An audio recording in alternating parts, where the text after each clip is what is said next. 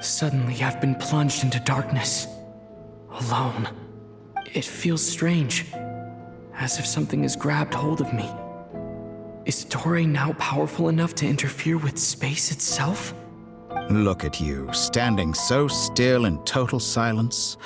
I almost didn't recognize you. Hello there, traveler. He seems to be in a good mood.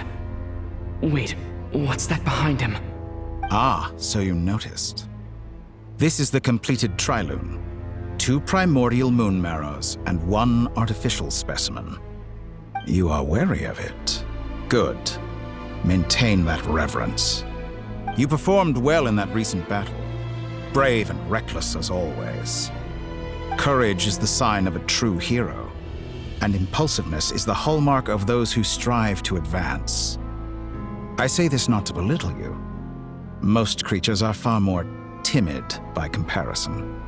3 moon marrows? Does that mean the artificial one is now complete too? Well spotted. What do you think? For a replica I built myself, I dare say it looks the part.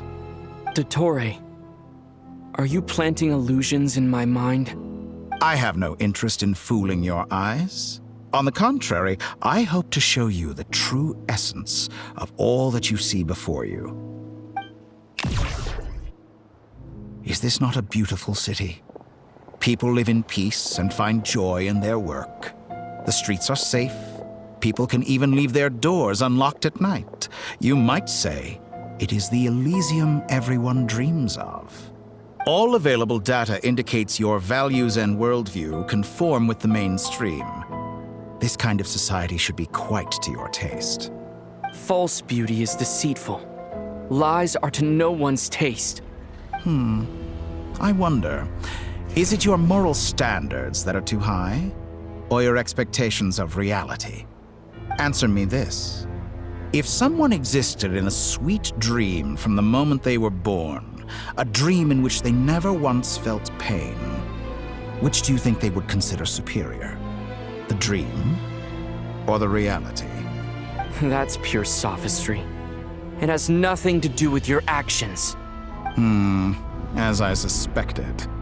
You have yet to understand all of this for what it really is. What do you want from me? You sound impatient. Do you think the only reason I'm keeping you is because I want something from you?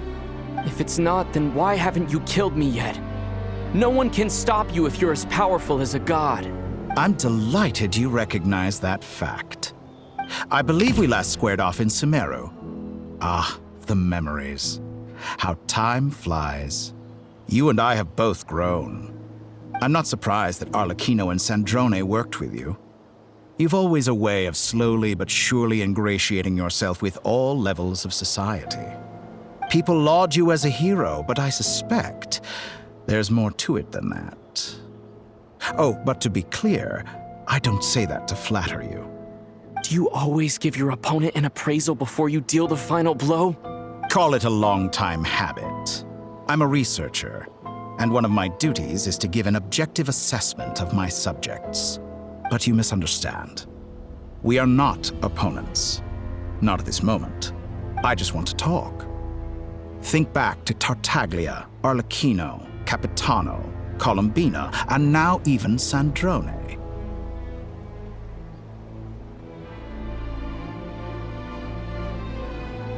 You've worked with each of them in the past.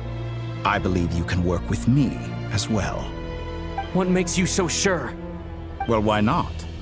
Should the good associate only with the good and the bad befriend only the bad? I like to think we could have a more mature relationship than that. Surely you don't think all your relationships are grounded in friendship or shared ideals. People come together because it benefits them to do so. If you think of the people you admire, you must surely admit that they have provided some benefit to you. Morality, ambition, dreams. People have plenty of words to embellish the nature of their relationships. But once you break free from those ethical frameworks, you will see that the only thing connecting the two of you is mutual benefit. And that is what I'd like to talk to you about. We're finally getting into it. He's probably been planning to kidnap me for a long time now. But for what exactly? He has the authority of all 3 moons. I won't be able to gain the upper hand in a fight. Best if I pretend that I'm willing to negotiate for now. You say you're a god, but you also speak of mutual benefit. What could a god want that the 3 moons cannot provide? Excellent question. But before I answer, I would ask you the same thing. Gaining Columbina's allegiance was a rare and extraordinary feat. But the Moon Marrows are now in my hands, and I have the edge over her. For this artificial moon is not being rejected by Tevat. Her identity and lineage may have been a thing of glory in the old world, but they were also shackles that prevented her from ever integrating into Tevat. I, on the other hand, you may view me as a thief, but I have overcome that limitation. So what is it that the 3 moons cannot grant you? What stops you from negotiating with me to get what you want? I don't make deals with lying psychopaths. That's quite an accusation. Are you expecting me to get angry with you? Well, this is one aspect in which my personal growth has served me well.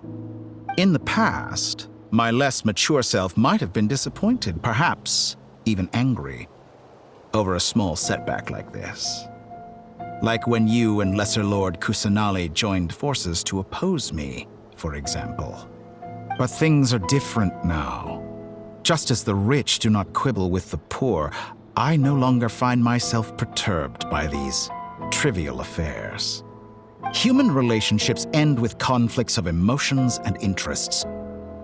But relations between humans and gods are different. And ours is even more unique. I have ascended to the highest heights and laid claim to unprecedented horizons. And you were no ordinary person to begin with.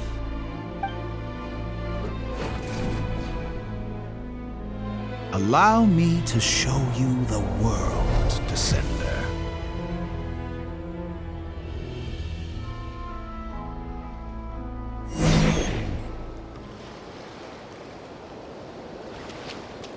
To stand, walk, jump, sit, and lie down.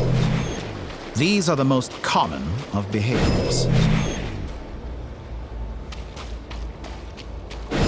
Have you ever wondered why we were born following such laws? Who stipulated that we could not fly instead of walk?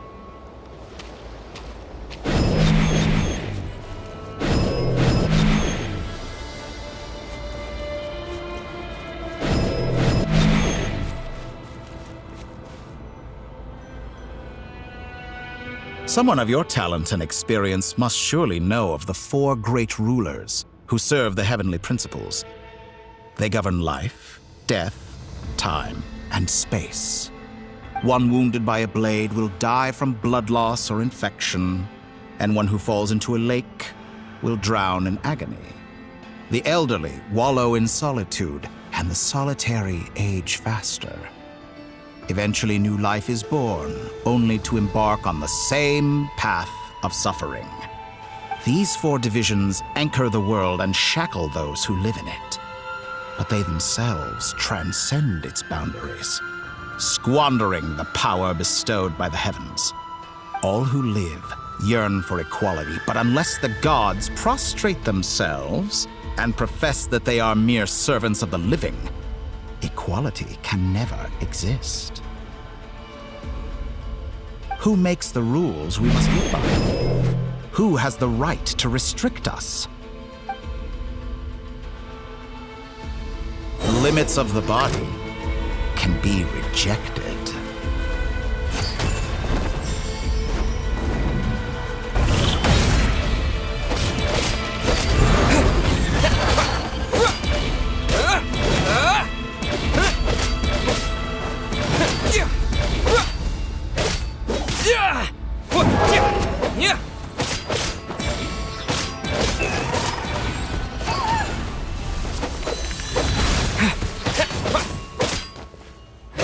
does it feel to be among those with absolute power? You cannot conceive the extent to which your flesh hinders your mind and spirit.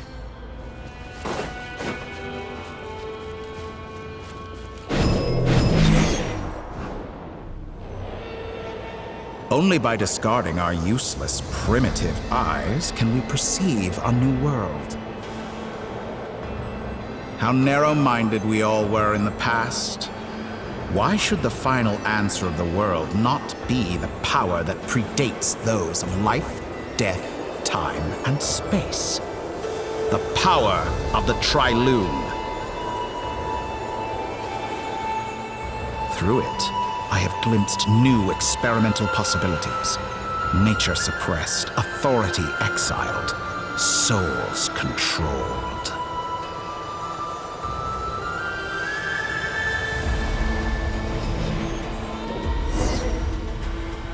You know, I heard recently that a group of critics reviewed countless stories and drew an interesting conclusion.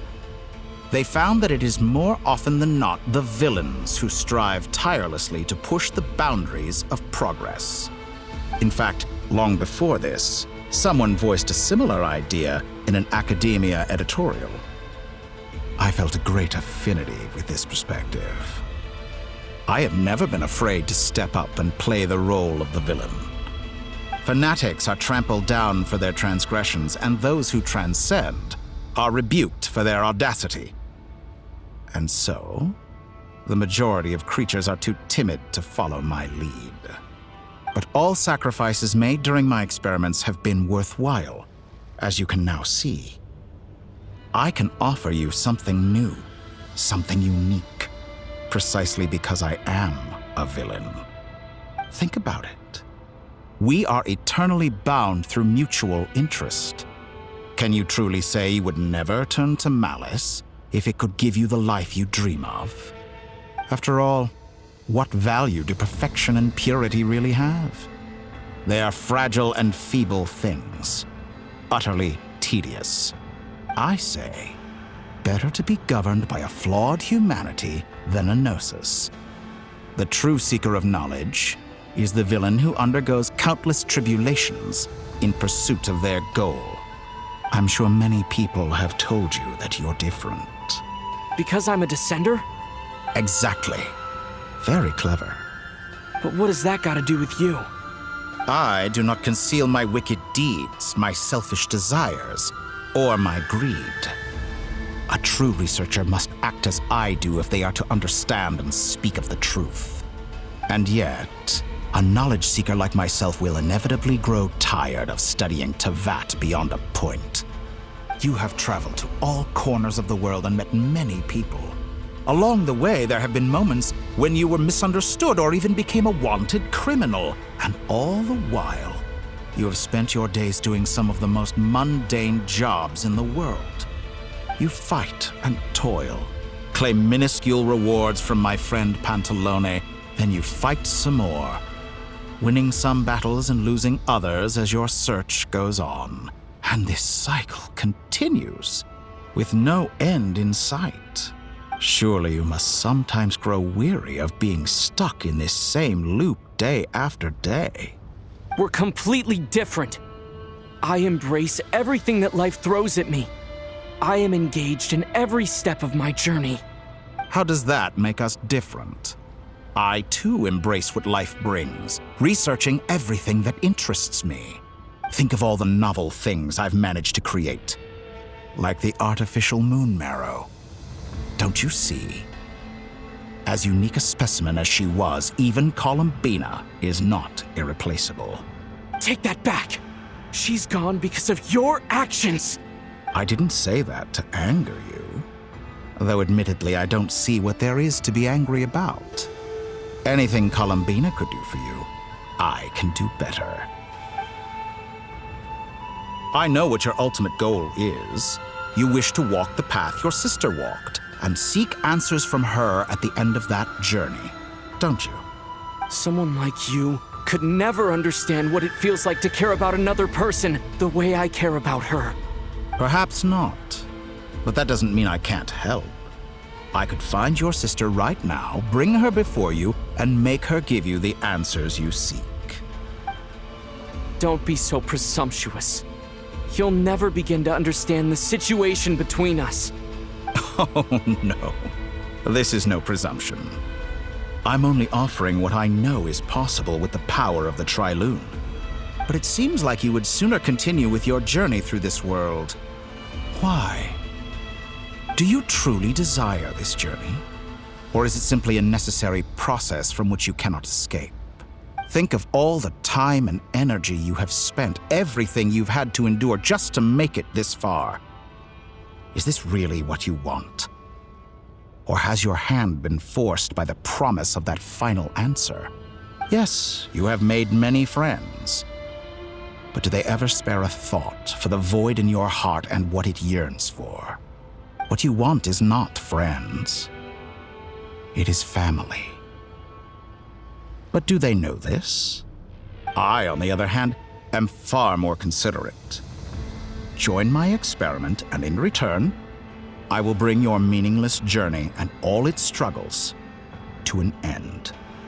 This is a malicious attempt to manipulate me. But at the same time, he's stating some very human truths. Of course he's right about my predicament. How can I deny it? I have faced ungrateful strangers, never-ending troubles, an endless quest for answers. I want to see her.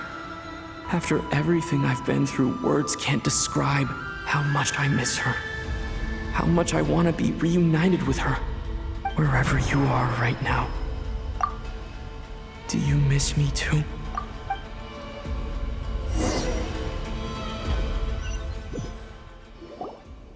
All right, everyone. Our next mission is clear.